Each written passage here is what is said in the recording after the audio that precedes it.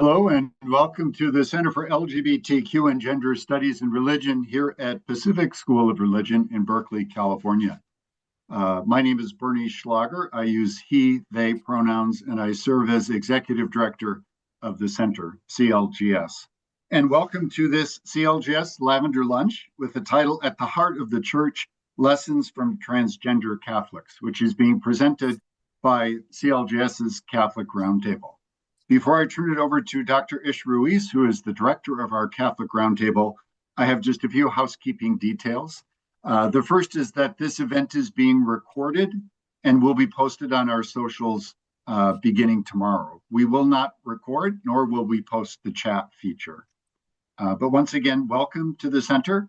And I now introduce to you Dr. Ish Ruíz, director of the Catholic Roundtable here at the Center for LGBTQ and Gender Studies in Religion.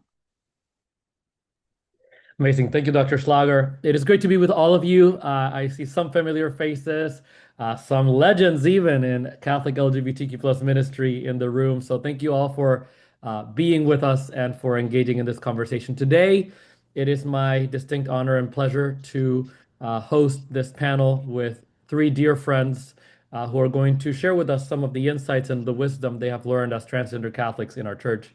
A few, oh, sorry, I keep getting folks joining in.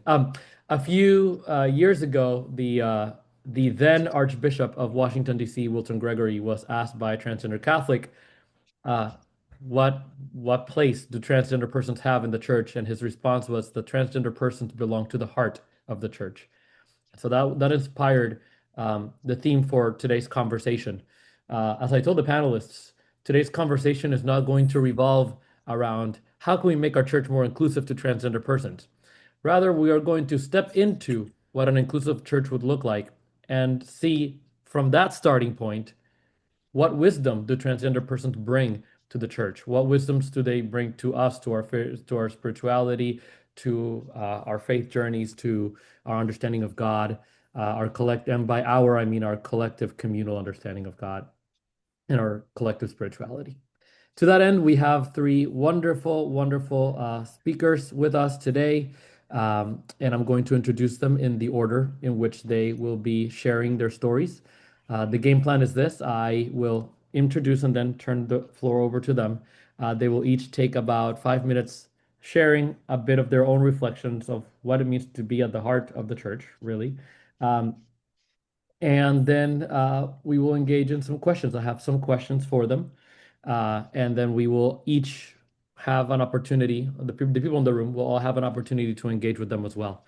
How is that engagement going to happen? It's going to happen in two ways. The first thing is I'm going to actually place us all in small groups and engage you. I invite you to engage directly with one of the presenters. So there'll be three small groups.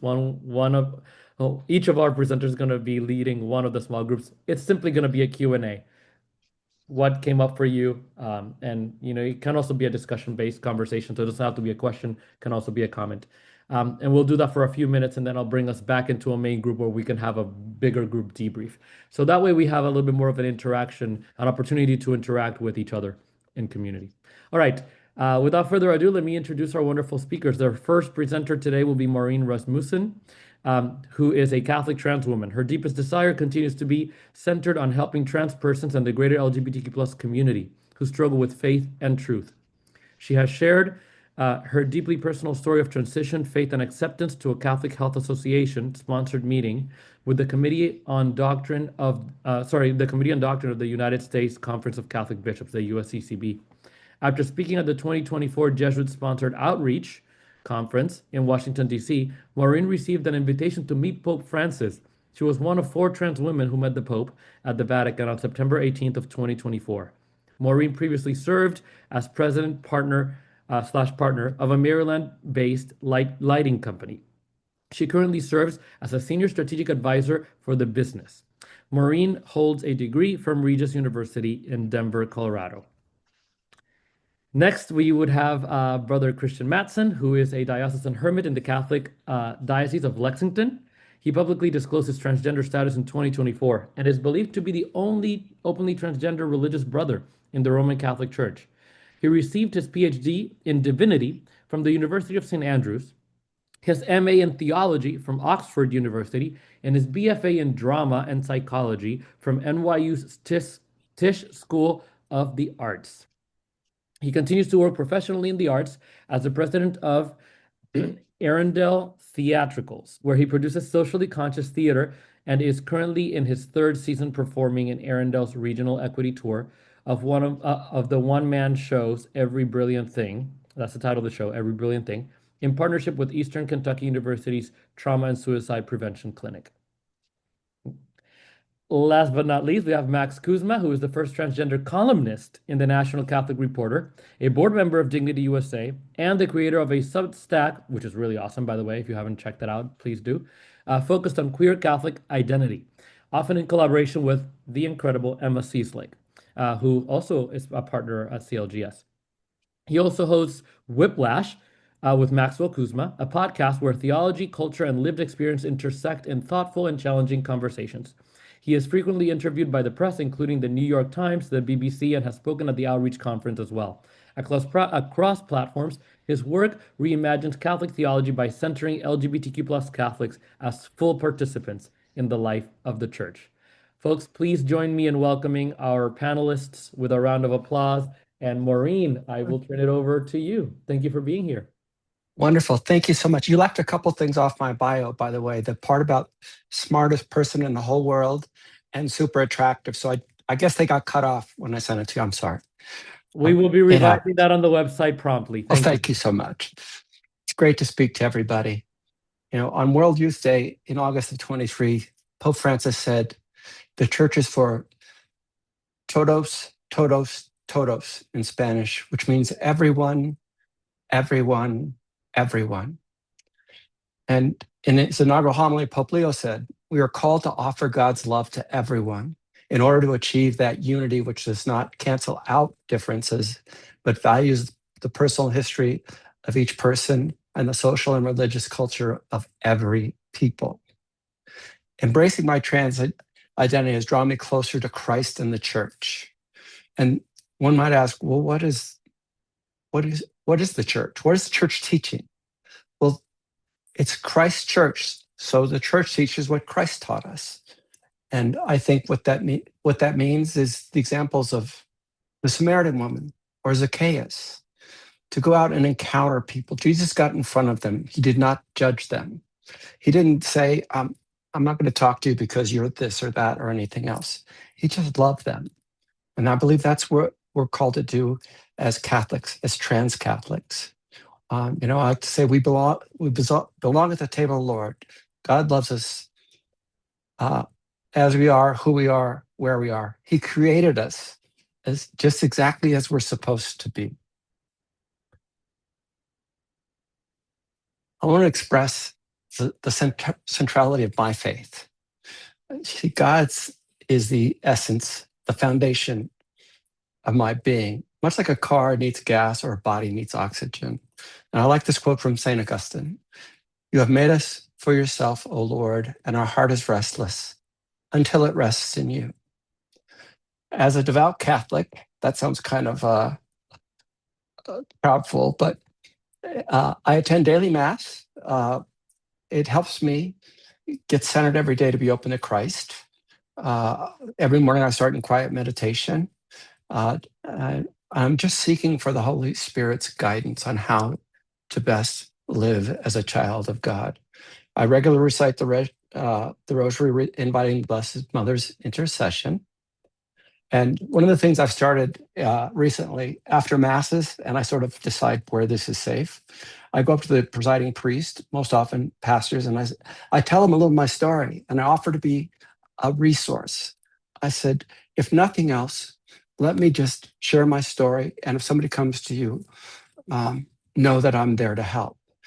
And I've also offered to speak to the clergy, to the parish staffs, to nuns, anyone interested in embracing the synodal spirit of listening to understand. In my search of understanding what it meant to be transgender and Catholic, I found Sister Louisa Derwin. She had ministered to the trans people since the 1990s. this was a pinnacle moment for me because I wanted to remain truthful to my faith, and have clarity on that. And I'll never forget these words. In my early conversation, Sister Louisa said, "Holiness is being true to we know ourselves to be. To live in truth is God's will for us. The self that needs to die is the false self, never the true self. God desires that you be your true self. I've discerned through much spiritual weightlifting that it would be disingenuous to my God, to my faith, and to my family if I did not live the God-given gift of my trans truth. Spiritually, I found peace in claiming my authentic identities, transgender and Catholic. Upon full transition, I found immense joy and inner peace, a joy that I perceived immediately after the anesthesia wore off. I remember being wheeled to my room. This joy permeates in my body and soul to this day. Thanks be to God. What I did not expect after transition was an invitation to meet Pope Francis. I don't know why I didn't have that one on my list, but it was an incredible, 24 was an incredible year. And I was invited along with 3 other trans women, and I was invited after speaking next to Max Kuzma at the 24 Outreach Conference in Georgetown in Washington, D.C. in a breakout session. It was an experience beyond incredible. Words can't really explain it. And you know what? You can't get much higher than the Pope in embracing us as faith-filled trans Catholics. Max and Brother Christian also had the opportunity to meet Pope Francis in 24. That experience has fueled a desire to share my story in various parishes, libraries, interfaith centers, and to be quite honest with you, a few bars here and there. The ability to share our stories foster a greater understanding of acceptance for all trans persons as truly belonging to the church, a church of unity, not uniformity. Real quick, prior to meeting Pope Francis, we were asked to write him and let him know a little bit about ourselves. I wanted to share those paragraphs with you. And we knew that Pope Francis had a wonderful sense of humor, so I was gambling a little bit here. I didn't kick out of the church, so I think I'm okay. But here are my words. It's an honor to meet you, Holy Father. I am grateful to represent all trans persons today. I am one of 7 siblings. I believe I am the smartest, cutest, and most humble in my family. Holy Father, we share a mutual thread in that my confirmation name is Francis, and I attended Jesuit schools for high school and universities. I mean, we're practically cousins. There's so much we have in common. Until recently, I was a managing partner of a lighting company. In my profession, I brighten people's lives. Holy Father, you brighten people's lives. Anyway, I just wanted to share that with you. It was a delight writing it and sharing it with him. I want to thank all of you for allowing me to share a little bit of my faith with you here today. May God bless you and keep you. And I'm praying for you and with you. Amen. Thank you so much, Maureen. Brother Christian, may I invite you? Thanks, Ish. Thanks, Maureen. And it's great to be here today. I see a bunch of friendly faces, people I know. So hi, everyone, as well as new people. Yeah, I'm Brother Christian. I'm a diocesan hermit in the Catholic Diocese of Lexington under the wonderful Bishop John. Woohoo. I transitioned 20 years ago this year. I guess I started 21 years ago, but all the paperwork was done this 20 years ago this year in terms of getting all my documents changed, um, and starting medical transition. Um, I was not raised Catholic. I was raised Presbyterian, became Catholic actually a few years after I transitioned. And I'll spell you the whole story. You can probably find it somewhere else. But when I became Catholic, when I transitioned in college, I started grad school that fall. completely stealth, because I wanted to be known as male, not as trans. Male was the important part of my gender identity. So I started school that fall, and wasn't planning on ever kind of disclosing this private medical history except to people who needed to know, like my doctor. Um, I went to Oxford to study theology, became Catholic there through the Jesuits at the chaplaincy. Um, Once I met the Jesuits, I went, oh, this is what I've been looking for my entire life. These are my guys. As a kid, I had wanted to ride around the world doing good. And I thought, oh, that's basically a Jesuit. So I talked with a canon lawyer who specialized in consecrated life. And basically went through all the vocations in the church. And he was like, the only two that are definitely out are priesthood and marriage, but I don't know anyone who is in your situation who's ever been admitted into religious life. I wouldn't tell you not to try, but I just advise you to be honest about your background, which I said was my plan. So I did a vocations program, and I spent about 10 years trying to find a religious order that would take me. Unfortunately, the Jesuits kept saying, it's not you, it's us, we're just not ready. And that's pretty much what other organizations would say. Or they'd say, definitely not. There's this instruction from the CDF from 25 years ago that says we can't consider you. Um, so I ended up working for the Archdiocese of New York for a bit, moving around, doing different jobs. And then in 2020, during COVID, a friend connected me to Bishop John, and he said I would be very interested in having you in my diocese. So he asked me to do a novitiate with a currently existing community. I found a welcoming Benedictine community with which to start a novitiate. And then about halfway through that novitiate, a colleague of mine from the Archdiocese of New York told the bishop there that I was trans, and the bishop kicked me out of his diocese. And then told my bishop it was the monks who had kicked me out, which was the most devastating thing that had ever happened to me in my life to that point. And at that point, I was still not planning to disclose. I disclosed to the superior there before I entered the novitiate, but I was wrestling with whether or not to kind of disclose. Ever since, especially the Congregation for Catholic Education put out their document in 2019, Male and Female, He Created Them, which was the first Vatican level document on trans issues. And I read that and I thought, this document is just wrong. I mean, it's just, they mentioned they hadn't talked with any trans folks, and didn't feel the need to.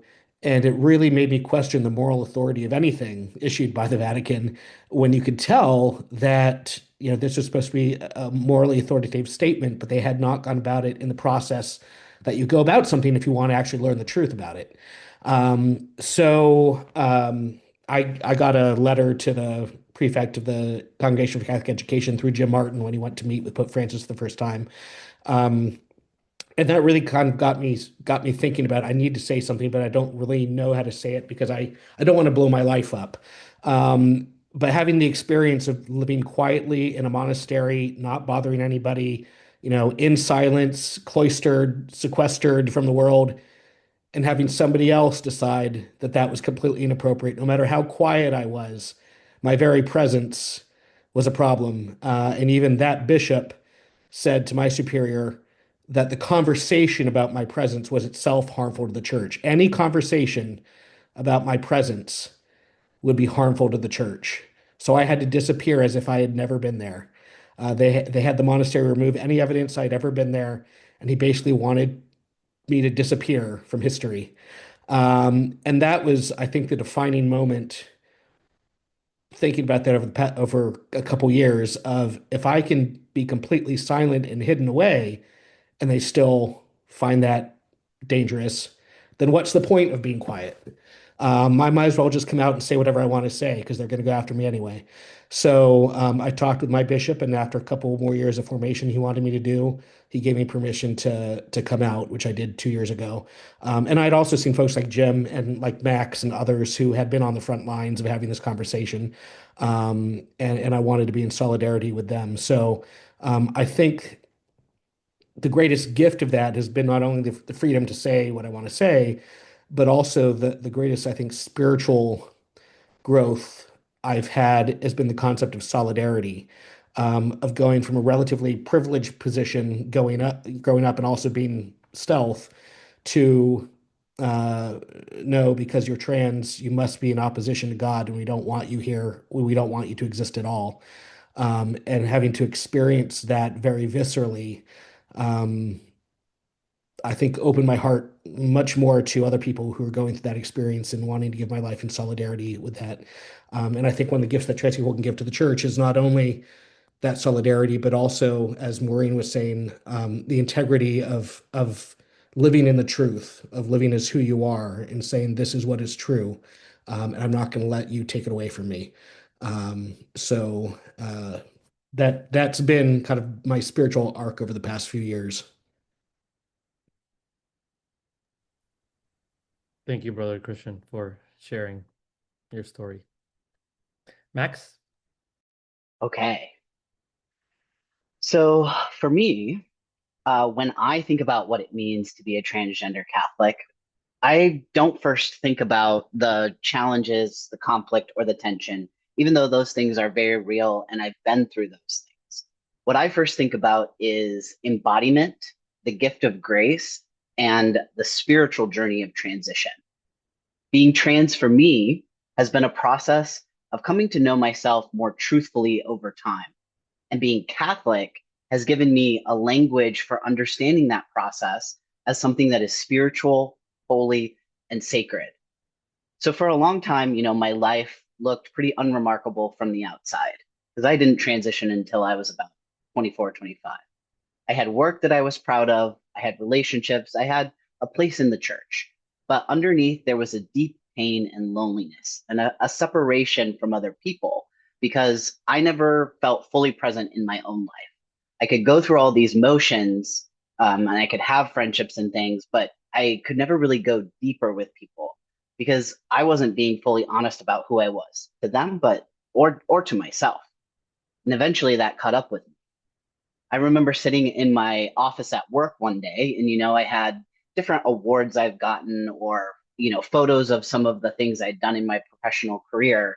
But I realized in just kind of sitting there and looking at all of this that none of those awards or those things really impacted or could affect this incompleteness that I felt, that there was a truth that I had been avoiding for years. And I kind of just had this moment of recognition of my trans identity. It was a disorienting moment because I knew it would change everything, but but there was also a huge sense of relief of acknowledgement. From a faith perspective, it was a big moment of uncertainty in a lot of external ways. How would this affect how I practice my faith or how people see me? How would my life change with transition? But there was also a deep certainty and knowing and a strong sense of discernment in internal ways. Even in just making the decision to slowly start the first steps of transition, I began to feel closer to God than I ever had before. And since then, my closeness to God has only grown stronger. So what does my everyday life look like now? In a lot of ways, it's just very simple. I live on a farm in rural central Ohio where I get to go on long bike rides. I spend time with my animals, horses. We have a mini donkey, my dogs, too many barn cats. I work, I write, I make a podcast, and I pray. Sometimes I go on long walks in the woods where I can connect with God, feeling embodied in myself and in nature. And I spend time with people I love. And I go to conferences, retreats. I attend Mass with LGBTQ Catholics. It's very normal, but everything is now more grounded and embodied. There's a sense of alignment that wasn't there before. I have become more present to my own life, to other people, and to God. Most of the time, I don't really think about my trans identity, but there are still many small moments when I sometimes reflect on it. For example, sometimes, I'm just walking by a mirror and I catch that reflection and I see myself becoming the person that I always wanted to be, but never could have imagined as a child. And it's not even just, like what I had pictured. It's really seeing that I am growing and aging and changing past all those early milestones that were so important at the beginning of transition. It's now these ordinary things. It's the ordinariness of growing old in the right skin and just feeling how right that feels. There's also a different way I encounter my faith in the church. For example, in the scriptures, I now find myself drawn to the people on the margins in the Gospels. So not just as figures to empathize with or to learn a lesson about, kind of, I used to have this removed way of thinking about them. Okay, these are just examples. But now I'm really seeing those people as people whose experiences resonate with my own experience of marginalization, and seeing how those lives can speak to us today and to the issues we deal with today. I've had the opportunity to meet Pope Francis, and I've also had the opportunity to share the story of my transition with some of the US bishops through a meeting with New Ways Ministry this past March, which was a really beautiful opportunity to help church leadership learn more through encounter and relationship, which I think is just exactly how Jesus did it. So I thought it was really cool. And my understanding of incarnation and resurrection has deepened as well. It's no longer just something I think about, again, abstractly or removed. It's something I feel I've experienced in a more immediate way, a movement from distance and disassociation into presence and peace. Again, not an instant journey or perfect, but truly genuine and authentic. At its core, our faith takes the body seriously. The incarnation reveals that God does not reject the physical world, but rather enters into it with us. And so discovering a sense of peace and belonging in my own body has felt to me like participating more fully in the truth. I've also seen this in other trans people. The transformation when someone begins to live more openly and honestly. They also experience that peace that emerges, not because life suddenly becomes easy, but because they experience the spiritual grace that flows from that authenticity.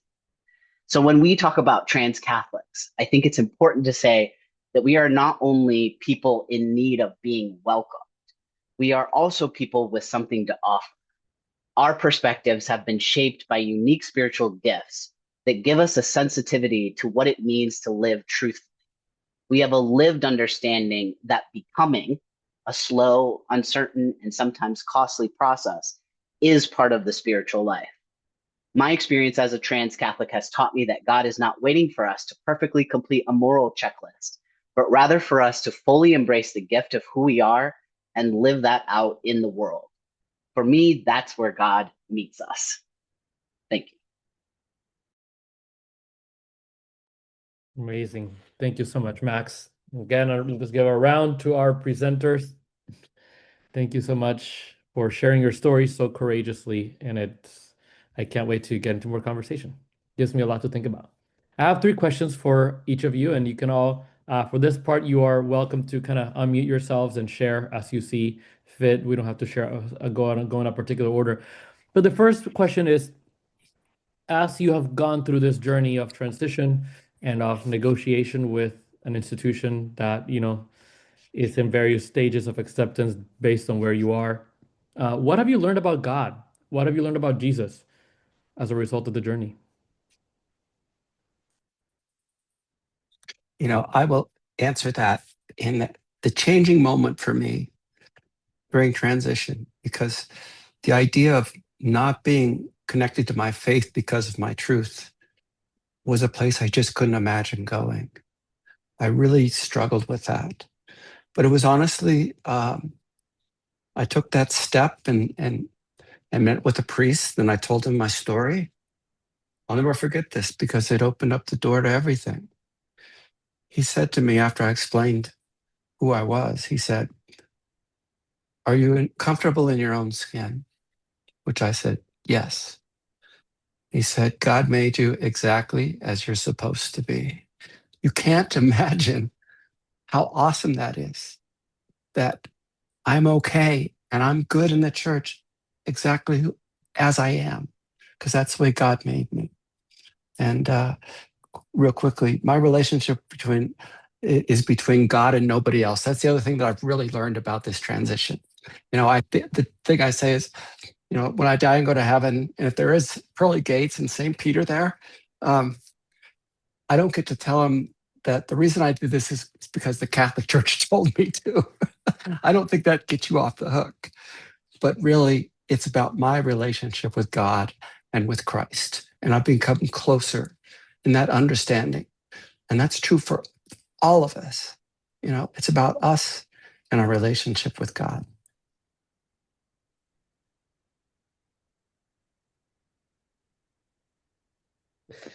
As a theologian who comes from more of a Thomistic background, the idea of natural law has always been important to me. Ish, am I seeing a head tilt there? Oh, hey, I like Craig Ford, who's a natural lawyer and a queer That's natural true. lawyer. That's So true. worry That's not. true. We're friends. That's true. um, but that concept of there's an end to which that all things have kind of as a class, um, as well as married to my own uh, inherent Midwestern, I guess, desire to be always be a good little boy and always follow the rules, has made this journey at times very difficult for me because I've tried to go, well, how am I pleasing God? How am I doing the right thing? And I read Dan Horan's book on Catholic anthropology several years ago, which has a good section on being transgender that I recommend folks read. And he comes from a more Franciscan point of view and talks about Bonaventure and the idea of quidditas, kind of the quiddity of things, the thisness.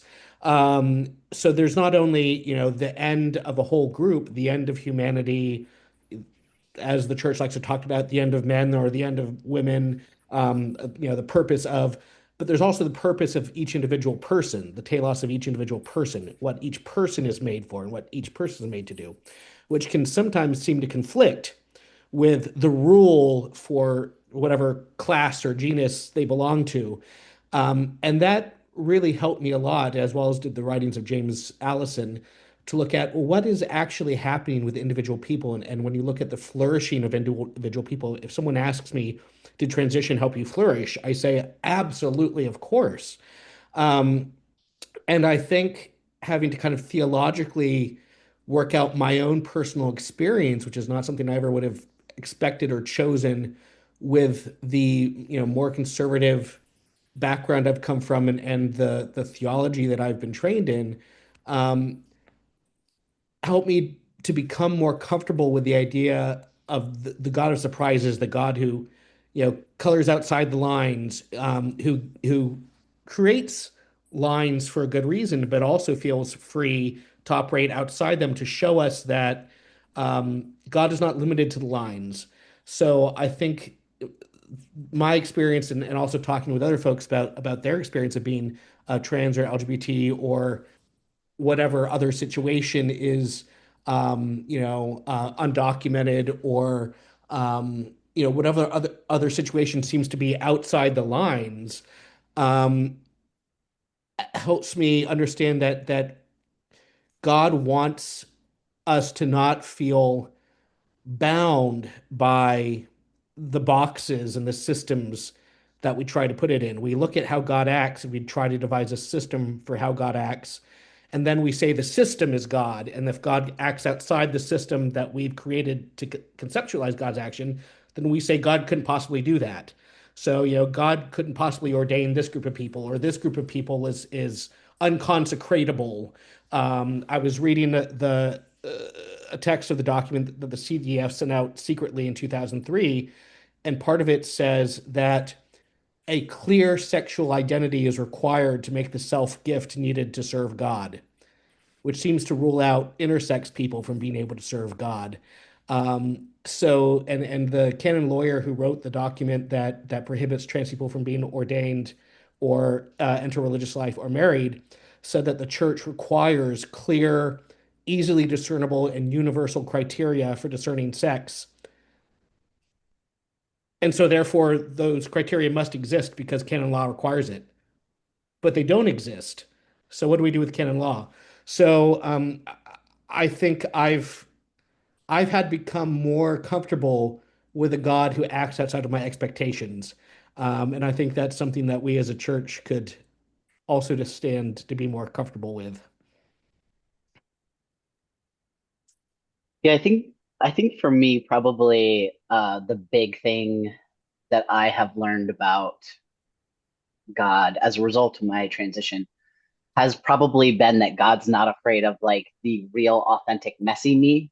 I grew up in such a type of Catholicism that was very interested in the rules and in how you look when you're doing it, kind of the performance part of it. So a lot of these principles, like learning more about the spiritual journey and embodiment, and also the spiritual graces that come from embracing authenticity, I think that those have been the biggest the biggest opportunity to learn. Also, kind of what I touched on before of recognizing, now being able to recognize myself in stories of marginalization and understand and deconstruct how I had separated myself from those stories and from that truth before. Yeah, I think like definitely the biggest thing is, yeah, I was taught all these principles. I had all this Catholic understanding and Catholic schooling and Catholic language. But there was something about it that had never really come alive before I transitioned. And when I did transition, it was like suddenly being able to, kind of see in color or something like that. Now I can actually make these connections and see how you know movements for liberation, how those are interconnected, and how uh, caring for the least of these, what does that actually look like? What does it look like when we stop being so in our heads or in a scorecard or a checklist or a rule book, and we're actually like living and we actually are encountering people. Yeah, I think that's what I would say. Amazing. Thank you so much for the incredible insights. In addition to these theological insights, can you reflect more perhaps about the gift of trans identity, the gift of perhaps even more broadly transness to this church? Mm. You know, the things that, the words that come to mind are forgiveness and the idea that we just have to endure some suffering constructively. I spend a lot of my time speaking to groups. I spoke to 5 groups in Maryland last year. It started positive, and as the year progressed, it got very difficult, and I was canceled. And there were times we had to talk at alternate sites where we had to have police protection. I will share with you, because it's tough sledding, but constructively, it's the only time in my life I ever thought about leaving the church. And the reason I thought that, it's hard to be accepted in a place that doesn't want you. But as God always does, wonderful gift. And this is the first time I've actually spoken in any format since then. I had to go through some self-care and back up and say, wait a minute. Christ suffered for us. Christ died for us. That idea, initially I talked about our church is Christ Church. So we have to endure this suffering. So after I started really reflecting on that, I understood, we all have gifts. We're all blessed with gifts. Transness is this awesome gift that opens up so many things that I can't even imagine. But those gifts need to be shared. So if we find ourselves in challenging situations, let's not focus on what we can't do. Let's focus on what we can do. There are opportunities. There are people in need. What really drove me to start speaking, because that wasn't on my agenda when I transitioned. I was going to transition and see you later. But I encountered people. I encountered people at Outreach at Fordham. I encountered them at Opus Dei. There were younger trans people that were truly suffering and thought that God hated them because of who they were. And I go, these people need to be listened to. They need to understand that God loves them and they belong in this church. So that's kind of what fuels me in what I do now. And I just try to do it in an environment that is safer for all of us, that we minister to those folks, those people, uh, and focus on the positive things we can do as a church and as children of God. One of the things from Paul, Romans, the idea of, he uses the word afflictions. I don't like that. Challenges, or the things that we face in life, is that they actually, it produces, our challenges produce endurance, and endurance, proven character, and proven character, hope. And hope never disappoints. And God never, ever disappoints. We weren't promised that it was going to be easy all the time. And when I mentioned in my initial comments about unity versus uniformity, what I've also learned, and what I think we need to think about as a church, I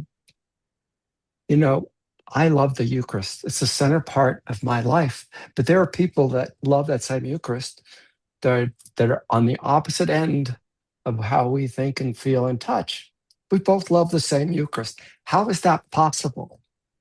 But that's what it is. So if I'm asking for mercy, acceptance, a willingness to listen to me, then I have to reciprocate that, and I have to be open to it, to forgive, to be willing to listen. And if nothing else, at the end of the day, to understand when I'm sharing my story, or vice versa, we have the right to disagree. Please just don't ever close the door on me, because Christ never did that. So to be open, to listen, and to continue dialogue. And those are just things that really have helped me in my faith.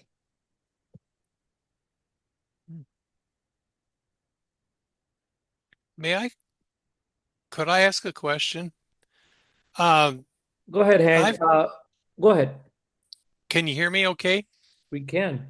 Okay. I've got a different situation. And I know that you folks are talking incredibly well on this situation, but I'm 81 years old and I've been transgendered all my life. In fact, I grew up in the late 40s, in the 50s, and in the early 60s when men were men and women were women, and by golly, that was the way it is. And then woman was supposed to be barefoot and pregnant and cooking in the kitchen. Well, I grew up with a very strong woman for a mom, and she was a very loving woman, but at the same time, you didn't cross her. You know, Big John, don't give him no lip. And but I thought I was crazy. I didn't know what was going on within me. All I wanted to do was live as a woman. I couldn't figure that out. So I go on. I actually get married. My wife and I were married for 49 years. I've got 3 kids. I've got 8 grandkids. But I'm still living as a woman, and I just very comfortable in living as a woman. Are you folks living that way? I don't know. That's what I'm saying is that maybe I'm in a different position. Sister Joelle, I see you driving. She and I have been praying for about 2 or 3 years, so she knows me very well. Brother Christian, you know me as well. So, but you know my story. And so my question is am I unusual, or am I similar to you folks? Uh, am I in a different position, or where am I? Elizabeth, I'm not quite sure exactly what your question is, but it sounds to me like the question is, um, uh, does your transness have to be a big part of you, or can you just be comfortable as living as man or woman, or for those who are non-binary? Is that your question, or is that No, okay? I've been living as a woman now for 8 years. for 24/7. I mean, I just am. And when I walk into our parish church, I just walk in as Elizabeth, and everybody knows me as Elizabeth. And so it's just I haven't had any problems. Nobody has tried to kick me out. And if they did, being as big as I am, I'd probably just get into their face. But I'm comfortable being a woman, and it's just comfortable. I mean, it's just that is who I am. Yeah, And go ahead. I'm sorry. I mean, that's certainly some people's experience, and I think often, before coming out, that was definitely my experience. I just walked around everywhere, and it was just I'm just a guy, just another one of the guys. Um, I think one difficulty with our church is when they have to face um, the discomfort that can be caused when either knowing that someone is trans is treated as a challenge to church teaching, or when you have some people in the community who say, I don't want that person here at all. And I Right. think to kind of answer Ish's question earlier, I think one of the things about transness that can be a gift to the church, and there are some people who are going to be better, um, I think, equipped to explain or to share kind of the gift of transness itself. There are other folks for whom, um, especially the gift of being non-binary, which is not my experience, but that says something about, again, God being willing to give us experiences in the world that don't fit within our boxes and encourage us to look outside of our boxes.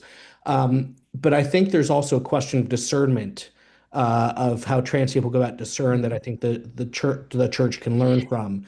Um, when you talk to very often when the church talks about trans folks, what they're really talking about is gender ideology, which is this assumption that trans people become trans or transition because they don't believe that the body is important, or they don't believe in any objective reality at all and decide that all reality is self-created in a Luciferian way. There is no God. We make ourselves.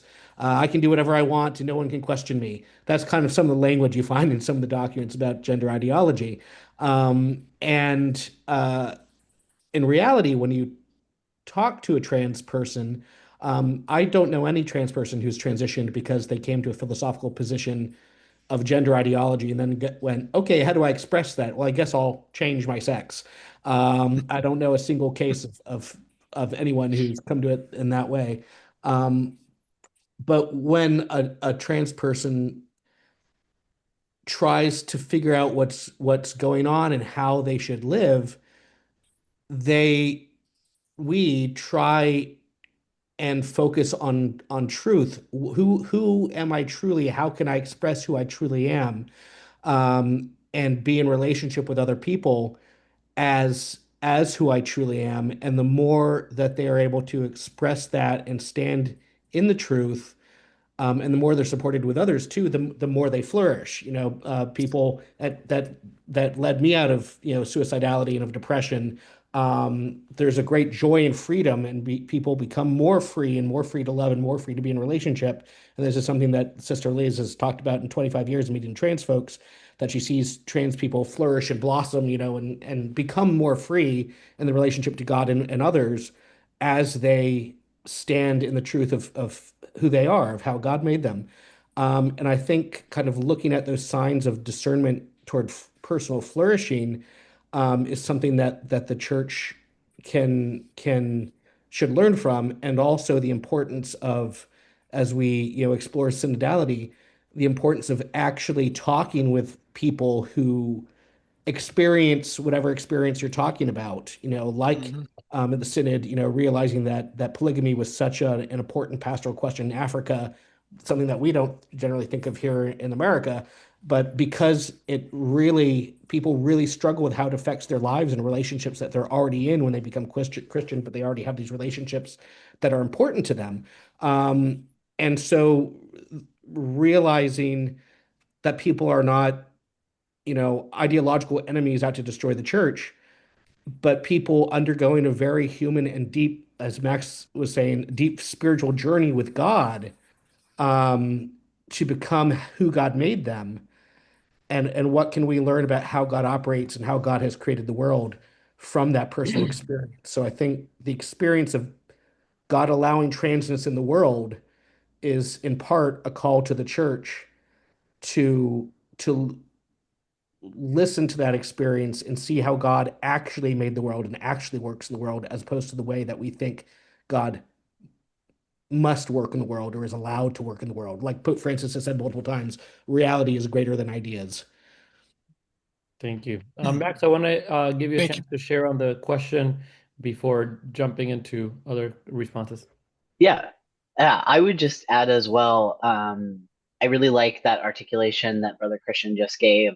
Um, Basically, my version of that, the way I think about that is, we can see in trans people part of the beautiful diversity that God has intended and God has created. So I really like all of that. I also think that, for me, probably one of the big things that trans people can offer the church is also the fact that trans people have just been through that discernment process and have seen and experienced things that so many people just haven't.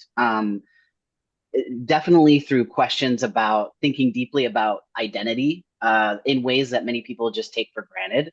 There's kind of a process there that I think people can learn from beyond like trans people can teach about that.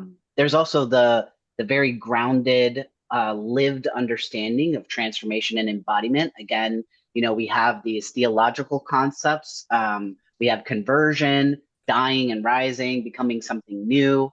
But again, for many people, it can remain abstract. So trans people, again, have in many cases can show the concrete and embodied experience. And as trans people, we also know, not all of us, but many trans people have seen what it feels like to change in ways that are visible, that are challenging or costly to personal relationships. We know what it means to leave behind a version of ourselves that once felt necessary for survival, but to step into something more true, even when it's uncertain or scary. Trans people bring a heightened sensitivity to the difference between appearance and reality. When you've had to navigate being misunderstood or misperceived, you can become more attentive to the depth in other people. You can be more empathetic. You can learn to look beyond surface level judgments, and you can really move into that encounter that Jesus modeled. And finally, trans people often have to, through all of this, develop very intentional relationships with their bodies. Again, in a way that many people may not have had the reason or the experience of doing. They've never had to think deeply about it, so they just maybe haven't done it.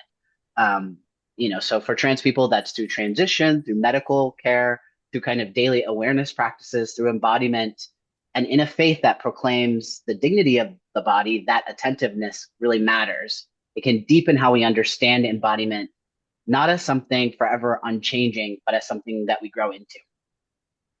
Thank you.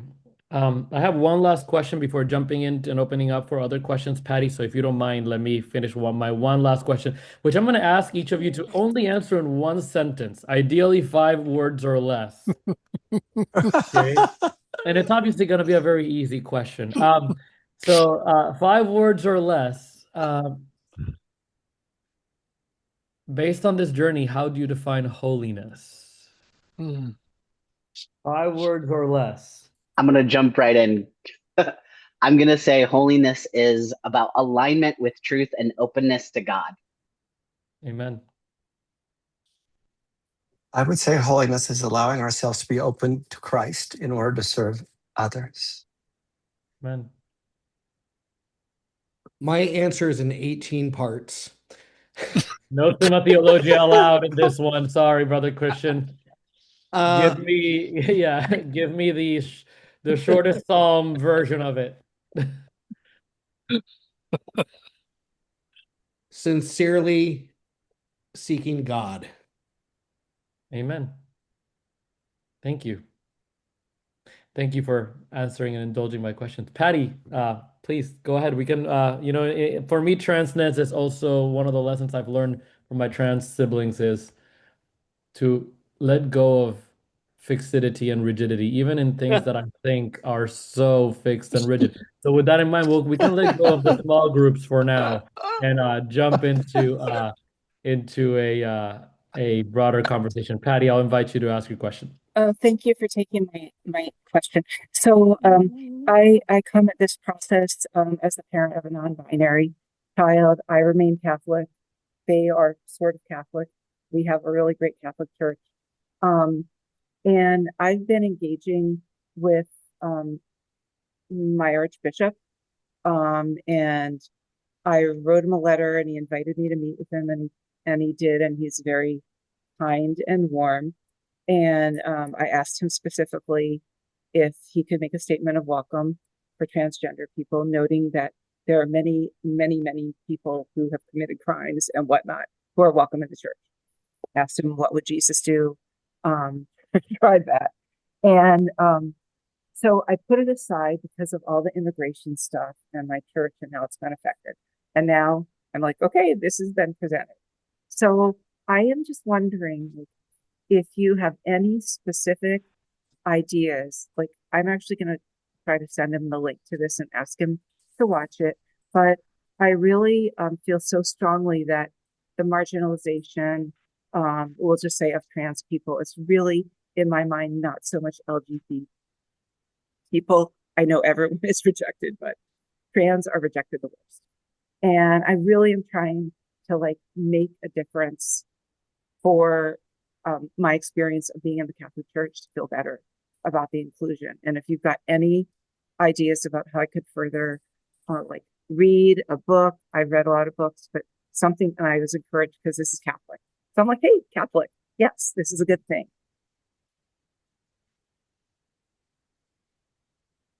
Patty, Well, I will tell. okay. Oh, sorry, go ahead. No, you go ahead. It's fine. Patty, I just put my email address in the chat, and anyone else can email. It's public. If you want to email me, I can send you a couple written resources. I'm working on a book right now for Fordham University Press on the theology, science, and bioethics of transgender issues in the Catholic Church. And my primary audience is bishops. Please pray for me. The deadline is the end of next month. But I have a smaller version, a kind of a report that I wrote this is an expansion of that I can send folks if they want. But also the panel that Maureen was on for the Catholic Health Association, that booklet of 5 stories is available on the Catholic Health Association website, and I highly recommend it. And there's one story there of the mother of a trans person that I wish all our bishops would have to read because it just shows how wrong many of the bishops are in approaching this as an ideological thing. So I can send you those resources, Patty, and some others, which are probably the best written things I can recommend. I'm trying to think. There are some good resources written by, I think, the bishops of New Zealand put together a resource for Catholic schools, which is actually pretty positive. And again, I can send that to anyone who asks me. But I think there are a few good statements out there. The Archdiocese, the former Bishop of Davenport, has also been good on this. I'm trying to remember his last name right now. Can anybody help me out? Zinkula, Thomas Zinkula. Because some people in this room may have consulted on their statement, but they were asked to write a gender policy and basically said, we're not going to write a policy. We're going to write basically saying, work it out with each individual person and listen to each individual person. They actually listen to trans people. So I'm hoping that some of these documents, since they're written by bishops or in consultation with bishops or to bishops, might be helpful for your archbishop. So shoot me an email, I'll send you some stuff.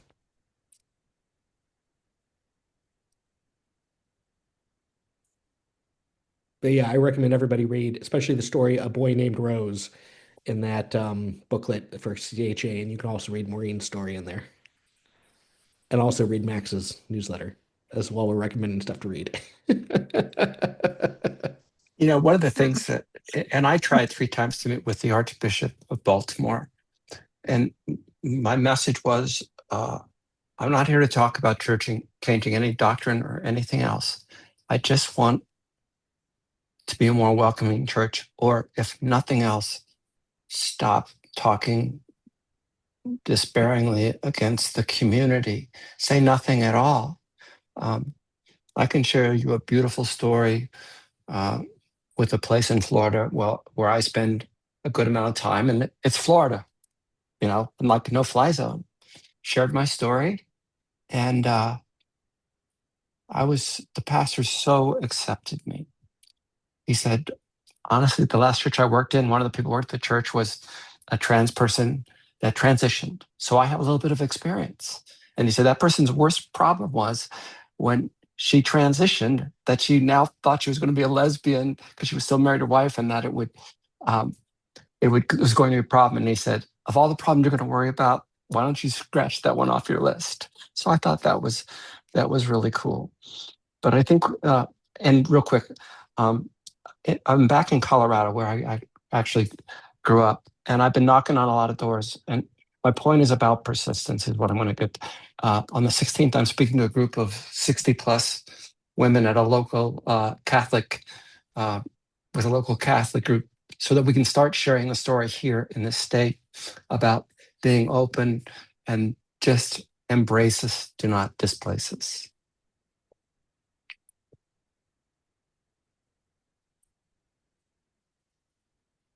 Thank you. At this point, I'll just open up for other questions. If anybody else has anything to add, and that can include also comments. So if you have a comment to make or a reflection to add, and we can have a conversation.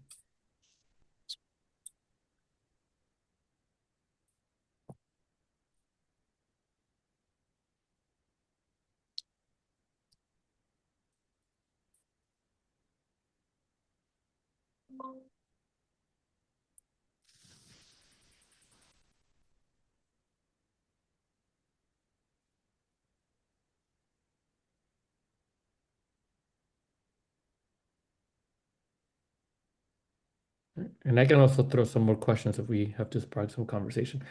One of my questions that I had is another question that kind of came up for me as I was hearing all of you talk, especially talking with Elizabeth, is, one of the comments, like, there's not really one way, right, to be a transgender person. And I really appreciate your question about the usuality and unusuality. And I want to also make a confession, which is that I struggled finding transgender persons who were non-binary and Catholic, who are people of color and Catholic. And so all these issues also intersect with other matters of identity. And so when we have these conversations about wisdom and lessons from transgender journeys, etc., these wisdoms and these lessons might vary completely based on context and age and ability even, and all of these other questions that really often intersect with each other. So when I'm thinking about the lessons from the trans community, that its own internal diversity is a huge part of it. Because when we think of trans, we think of transgender on a binary. And when we think of transgender on a binary, we think of transgender in a specific way. There should be some sort of biological, how do you call it, medical transition. Then that is not always the case. Not every transgender person expresses their gender and chooses and opts to live a trans life in the same way. A. And B, not every transgender person's gender identity falls on a neat binary of man and woman, or even the use of the gender, what is it? The non-binary, right? There's some folks who use terms like fluidity. There's some folks that use terms like agender. So even the terminology and the language that we're trying to use to wrap our heads around this experience varies. So I want to kind of go back to that first question and say that I don't think there's one way to be trans, or the right way to be trans, or the usual way even to be trans. So, and that's in and of itself something that contains that gift and that potential for holiness, that idea that God cannot be contained by some rigid definition. That's a point I had to make. Roberta. Yes, hi. I am not even certain if this is an appropriate venue for this, but I am a trans person who lives in a queer LGBT apartment in Seattle. And we are doing a lot of work around trying to help those of us in the community with various issues. And one thing, and I am going to admit, I am a secular humanist, brought up in evangelical country down south. And one thing I find is a lot of religious trauma from being told we're inferior, we're the abomination. And I am a retired mental health professional, and I've been wanting to try and see if we can get a support group going for people who have had to deal with religious trauma. And I know a number of the people here are Catholic, and I would just like to be able to help them in a compassionate way that acknowledges the trauma and that it's still valid for us to be who we are. Mm-hmm. In that scripture, the highest commandment is to love each other. And that's from differing points of view. In fact, just a personal aside, I actually used that with my father because we were estranged for decades. We finally came together before he died. And one of the things I asked him is, how do you know God didn't make you have a transgender daughter to see if you could get beyond the scripture and the damnation to actually loving somebody with no condition? And that caused him pause. So just looking for ways to help. That's it. Thank you.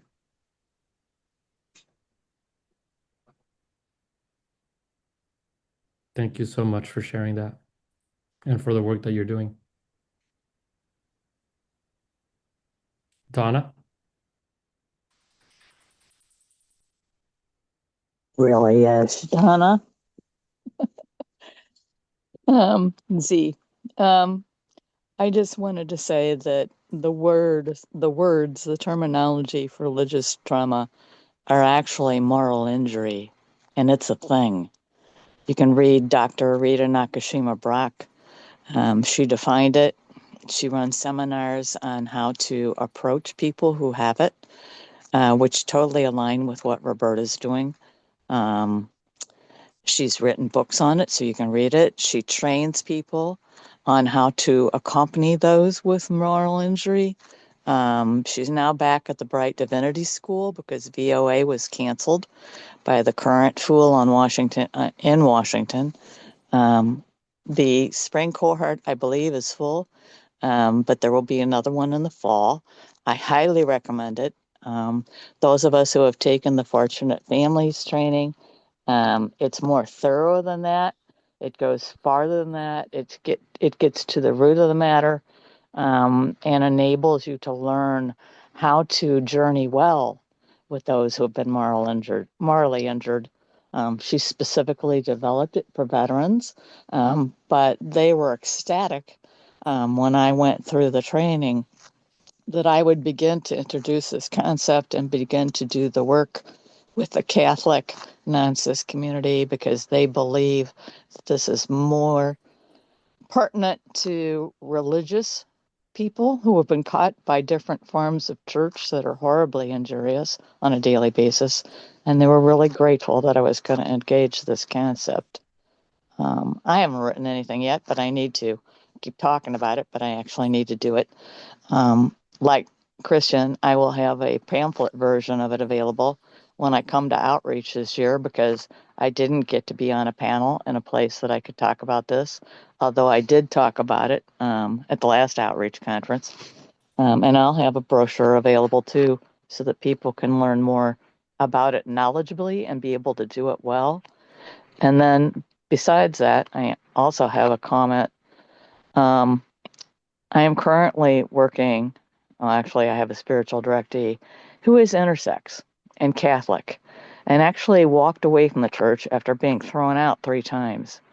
And she makes the comment on a regular basis that the LG and BT Catholics specifically cause her more hurt and injury than anybody else, because they refuse to acknowledge her existence as a human being.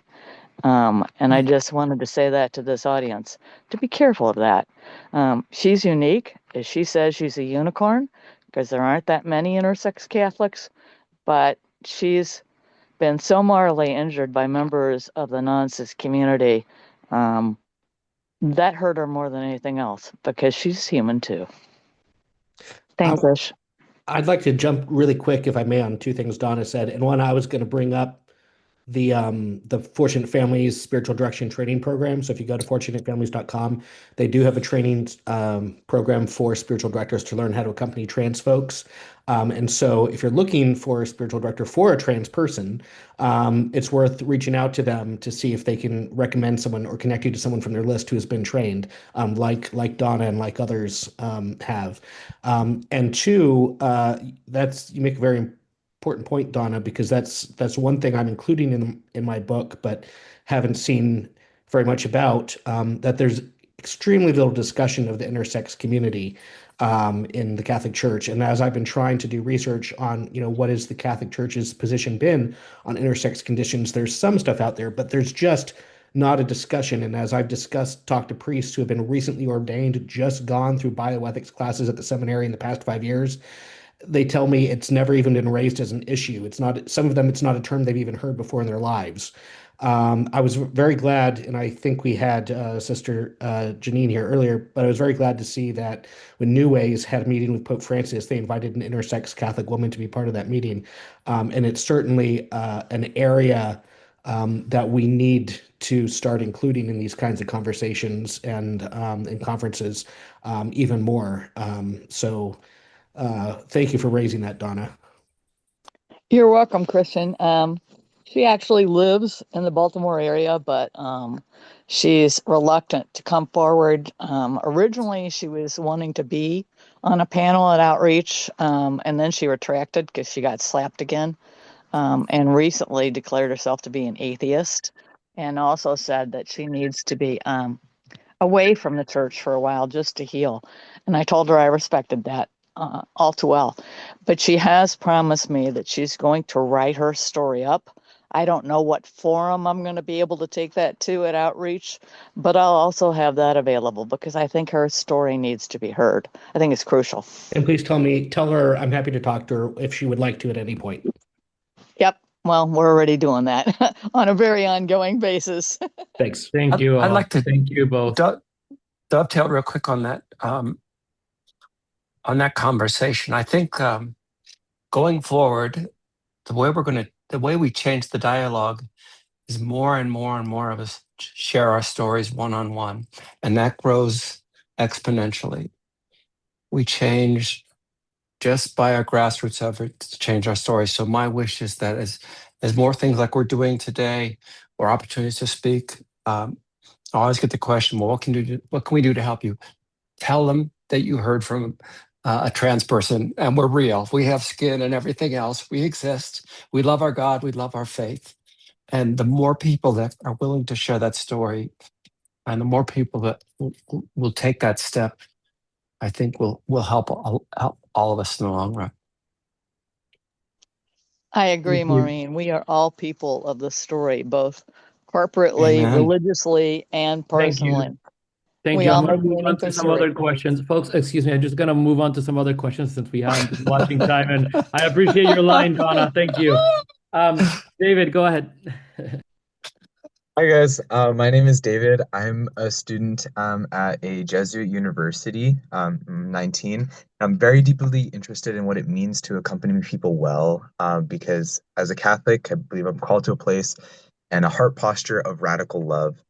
And so the spirit of my question is like, how can I become the kind of Catholic who can walk with people where they truly are, and like without losing myself, and recognizing where I stand as a straight Catholic man. You know, from my vantage point, it's really hard to fully grasp the unique experiences like many of you carry, but I want my life's work and my life's ministry to be in communion with people whom maybe I don't fully understand, and humanize these conversations as much as you can. Like you guys are just saying, like, I'm real, I have skin, I'm here, and I'm sharing my story so beautifully, all of you, and especially like whether it's in groups on campus or online and stuff like that. This is a topic that has become so intensely divisive, when the real goal is just helping people encounter the love of Christ. As he said in Psalm 139:14, like, I praise you because I'm fearfully and wonderfully made. And your works know that full well. I have a question that and I got that from you, Maureen. I love that. Like I am here, like as I am created, I'm beautiful and wonderful.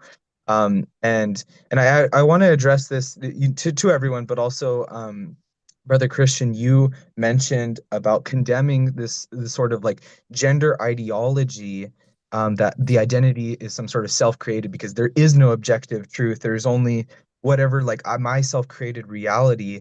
But really, what I've been told, the catechesis that I've been given, is that we're actually like, our identity is received from God, and maybe that like sex is not assigned, it's recognized, like the body is a gift and not a mistake. And like, how do I, like you guys are all academics and have life experience far above my 19-year-old self, but I just want, I would love for you guys to speak to that a little bit more in terms of how do I understand that academically and then personally in communication with other people.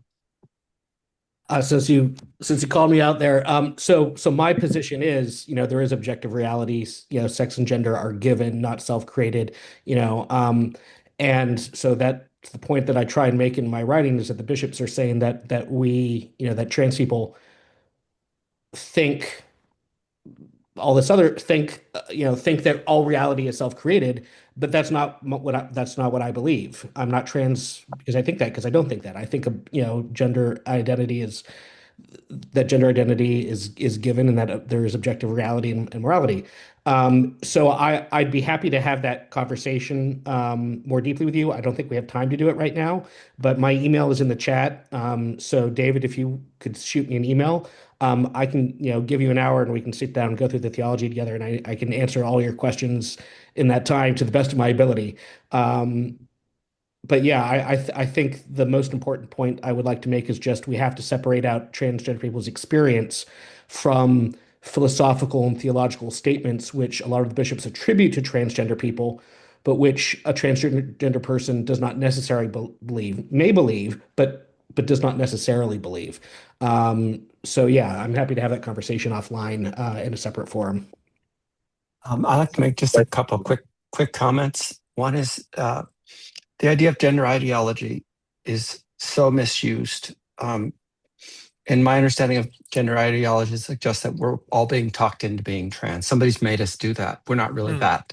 And I've actually been asked loaded questions like, is it true that all trans people are autistic? Which is just a loaded thing, right? It's and the answer to that question, so if you want to know, is it's true that there are people that are autistic and are trans, but if they're treated for their autism, it doesn't make the trans go away. But I'm thinking in regards to the question about, I'm looking at the Catechism of the Catholic Church, and it says, deep within his conscious man discovers a law which He has not laid upon himself, which basically says that it's primacy of conscience and of how we discern who we are as children of God. And that's fundamentally more important than anything. And if you do the work on that, it really says that if you love God and you've done your spiritual work, you have every right to be the person that you are. Praise be to God. And we don't talk about that. So just a couple of thoughts. Thank you. Just looking at time, I'm going to invite both Martha and Joel to ask their questions or make their comments briefly before inviting our speakers to both answer/respond and have a final word. Martha, go ahead. I was going to try to be quiet, but of course I can't. Nor would we want you to. Well, just know that there are non-binary Catholics that live on the margins. I spend now as much time as Martha as I do as my male self.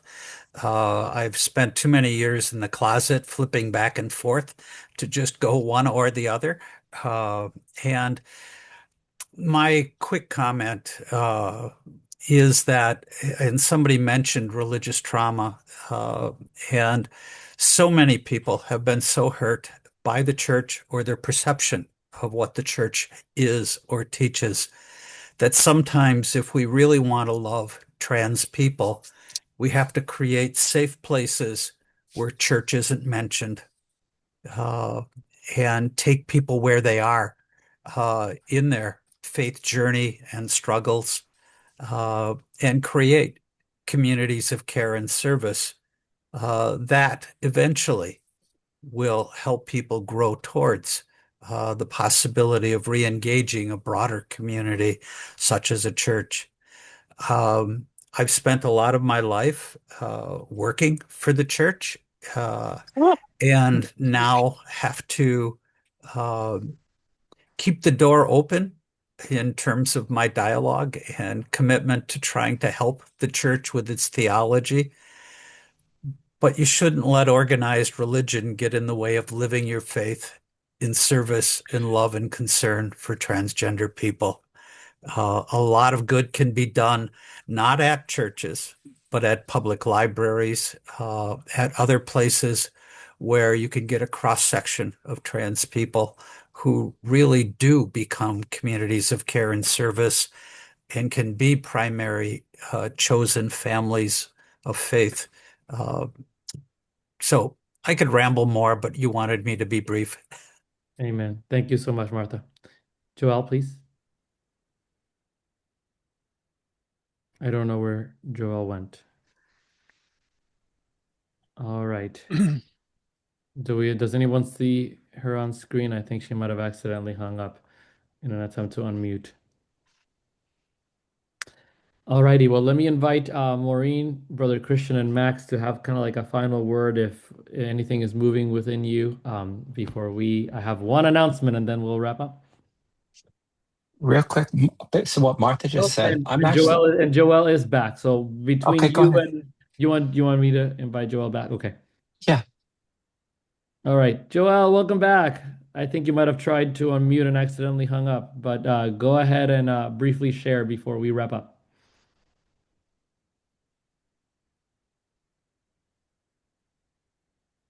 No. There she is.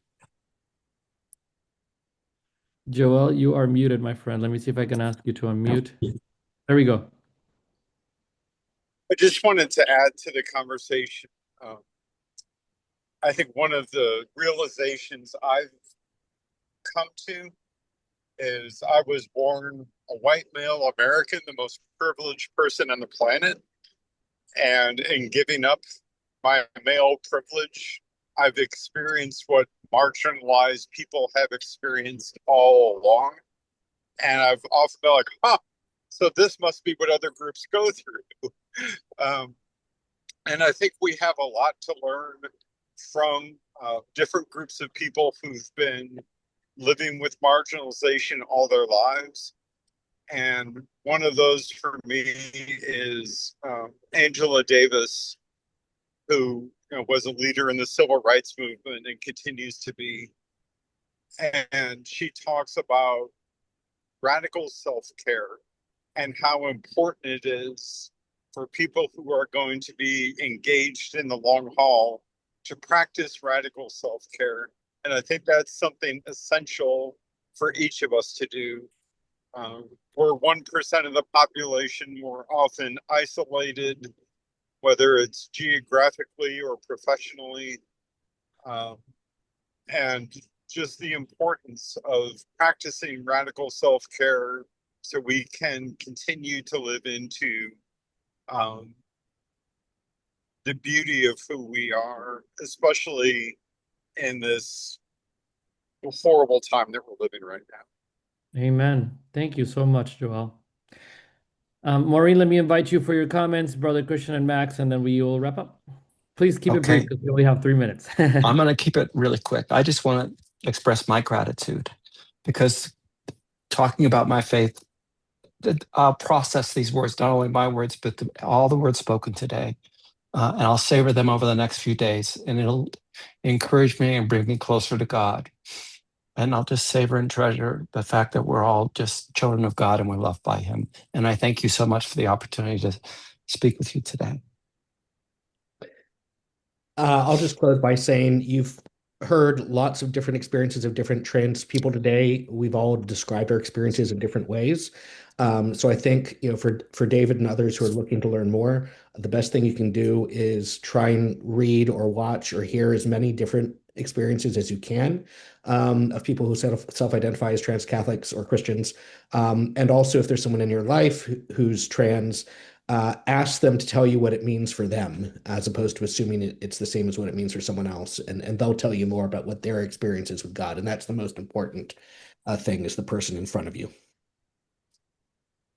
Yeah, I'm not really sure how to summarize, because we talked about so many good things, but yeah, I just think that what I have learned through my transition is, like, one of the most powerful things is just an openness to hear other perspectives, to learn from other people. And I think that if we all can move towards openness, that can only be a good thing, that can lead to these encounters that Jesus modeled and all of those things. So yeah, thank you to everyone for being here, and for Ish for organizing. Thank you. And thank you all for sharing so bravely your stories, not just to our panelists, first and foremost to our panelists, but also to our attendees. Thank you so much for the vulnerability and the courage to share and to be who you are. You are my teachers, and I am just so honored to have you in my life, and my faith journey has been enriched by your experiences. So thank you for your witness, truly. Please join me in giving them a round of applause one more time. Thank you so much. All right, I have one brief announcement, which is that one of the cool things that I'm working on at CLGS is a micro certificate program in Catholic LGBTQ plus ministry. This program, we already had the first cohort, and it went really well. Our second cohort is going to meet on Pride Month in June. Here are the dates, and here's the program description. But yeah, we'll have an orientation on June 1st, and then we meet June 3rd, the 8th, the 10th, and the 15th and 17th, and those are the topics. I will be the instructor. There is homework each day. It involves watching about a 12-minute lecture, as well as reading one thing. Macaulay, you were one of the, are you the only one of the folks that was, I'm trying to think if Brother David, no, Brother David, I think might have left. Oh no, Brother David's here. Brother David, you were on the cohort 2. So there's two of cohort 1, the OGs were there. So we're excited to launch cohort 2. The registration is $50, but there are always scholarships. So simply email me. And here is the registration link. You can also find this on clgs.org to sign up for it. You can also find it on my social media, Ish Ruíz. You can always find me there. And I post all the things that I do on Facebook. So please, if you're interested in this, and spread the word. There's a cap at 25, and we're already over halfway full, and we'll close it on May 15th. So if you're interested in signing up for this, do so quickly, because the cap is gonna approach soon. So I thank you all once again for the conversation and for coming here, and I look forward to more opportunities to reconnect. If anyone has any other questions, please stay back. I'm happy to to answer them. In the meantime, the rest of you, thank you for attending, and I hope you have a blessed day. Have a good one.